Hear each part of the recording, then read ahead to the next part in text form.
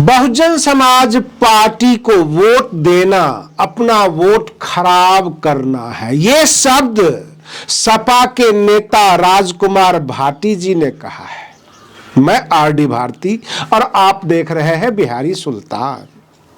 उत्तर प्रदेश के कद्दावर नेता स्वामी प्रसाद मौर्य जी ने कहा कि आज तक के जितने भी मुख्यमंत्री हुए उत्तर प्रदेश में सबसे बेहतरीन मुख्यमंत्री बहन मायावती जी साबित हुई।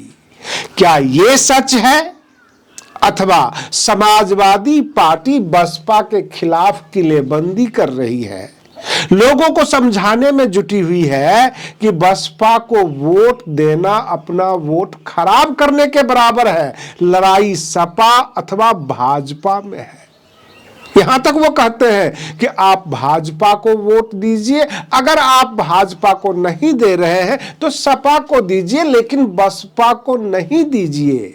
फिर ये पीडीए का फॉर्मूला, ये बहुजन समाज 85% सब झूठ है, सब दिखावा है। लोगों से अपना चेहरा बचाने के लिए ये नारे दिए जाते हैं कि हम 85% एक है, हम विपक्ष हैं। रही बात ये संविधान की किताबें दिखाकर, भाजपा का डर दिखाकर, अगर लोकसभा चुनाव में 2024 में आपने कुछ सीटें प्राप्त कर ली तो क्या आप उत्तर प्रदेश के विनर हो गए? बहन मायावती जी एक्टिव हो गई है। आए दिन बहुजन समाज पार्टी में सपा के बड़े बड़े जो अल्पसंख्यक नेता हैं वो सपा से पल्ला झाड़कर बसपा ज्वाइन करते जा रहे हैं। क्या ये सच है अथवा सपा के नेताओं के लंबे लंबे डायलॉग बाजी? मैं आपको सारी चीजें सामने रखूंगा, लेकिन तमाम दर्शकों से आग्रह है, YouTube मेहरबान है, वो हमारे वीडियो को रिकमेंड नहीं करता, इसलिए चैनल को आर्थिक समस्या ज्यादा है। आप आर्थिक सहयोग करके हमें खड़ा रखें, बनाए हुए रखें, ताकि बहुजन समाज की आवाज को हम बुलंद कर सकें।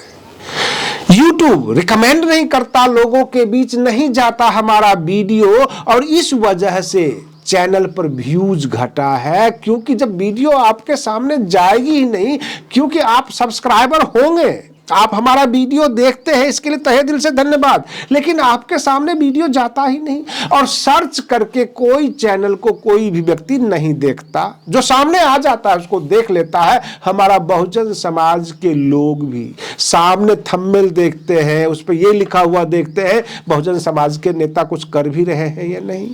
तो मैं बता रहा हूं, बहुजन समाज के नेता आपस में ही भिड़े हुए हैं। रही बात ये डॉक्टर भीमराव अंबेडकर की फोटो अथवा बहुत सारे जो बहुजनों में जो बहुजन नायक हैं, जो हमारे महापुरुष हैं, उनकी फोटो लगा लगा कर, दिखा दिखा कर आप मुझे वोट दो, आप मुझे वोट दो, यही नूरा कुश्ती चल रही है जब से बहन मायावती जी एक्टिव हुई है, जब से अपने कार्यकर्ताओं पे ध्यान दिया, काम का हिसाब किताब लेना शुरू कर दिया। कहने का मतलब उनका जो बर्थडे था एक विशाल रैली बन गई, और इस तरह से ये छाती के ऊपर सांप लौटने लग गया जो गैर बसपाई है। रात को सपने में भी उनको ये लगता है कि बहन मायावती जी मुख्यमंत्री बन चुकी हैं, ऐसा लगता है। हम अपने दर्शकों से महत्वपूर्ण कमेंट्स चाहते हैं, क्योंकि हम देख रहे हैं, हम तो सच्चाई बताने के लिए आपके सामने प्रस्तुत है। लेकिन सपा भाजपा से डरती है अथवा बसपा से डरती है? भाजपा का सत्ता भी है, भाजपा के मुख्यमंत्री हैं योगी आदित्यनाथ, तो भैया विरोध आप उनका कीजिए न जिनकी सत्ता है, जो आम जनता से डायरेक्ट जुड़े हुए हैं, जो सुख दुख के हिस्सेदार हैं।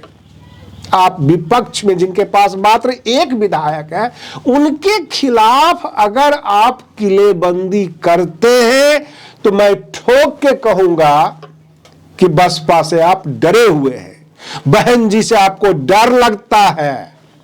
आप कोई भी हो, हमारे दर्शक, चाहे वो सपा के दर्शक हो अथवा बसपा के दर्शक हो, चाहे आजाद समाज पार्टी के, बहन जी के ताकत से आप में डर समा गया है। मैं आपको बता दूं, ब्राह्मण नेता झुंड के हिसाब से, थोक के हिसाब से ब्राह्मण नेता, ठाकुर नेता सबके सब बसपा ज्वाइन कर रहे हैं। उत्तर प्रदेश की फिजा बदल रही है, राजनीतिक खेल पलटने वाला है। और इससे सपा डर गई है, सपा इस बात से भी डर गई है कि चलो भाजपा को तो मनुवादी, सामंतवादी, कुछ भी अनाप शनाप कह के अपने आप को चेहरा ढक लेते हैं। बसपा को क्या कहे, बहन मायावती जी तो अंबेडकरवादी है, इनके साथ SC ST OBC माइनॉरिटी सब है। बहन जी ये भी कहती है कि अति पिछड़ा वर्ग परेशान है, SC ST क्लास परेशान है। जाहिर सी बात है वो परेशानी दिखता भी है, उनके पास घर नहीं है, झोपड़ी है, उनके पास सभी अधिकार नहीं मिलते, सरकारी लाभ नहीं मिलता, क्योंकि शक्ल और हालात देखकर ही आप कह सकते हैं ये सताए हुए लोग हैं, जिसकी बात बहन मायावती जी करती है। और समाजवादी पार्टी के मुखिया हो, उनके नेता हो, फॉर्च्यूनर से उतरते हैं, बड़ी बड़ी गाड़ियां होती है, लंबी लाइन होती है, और फिर वो बुराई शुरू कर देते हैं बसपा की। कहते हैं बसपा को वोट मत दीजिए, या तो आप भाजपा को दीजिए, अथवा आप भाजपा को नहीं देते हैं तो सपा को दे दीजिए, क्योंकि मैं उनका विरोधी हूं, मैं विपक्ष हूं। मात्र 125 सीट आपको आ गया 2022 में। बहन मायावती जी 10 साल के लिए अपने कार्यकर्ताओं के ऊपर छोड़ दिया, नीचे के कार्यकर्ताओं के ऊपर छोड़ दिया, आप लोग कुछ कीजिए। अगर नहीं छोड़ेंगी तो कल को बहन मायावती जी के बाद पार्टी चलेगी कैसे? अगर हर छोटी बड़ी डिसीजन बहन जी अंत समय तक लेती रहेंगी, उनके जाने के बाद बसपा को संभालेगा कौन?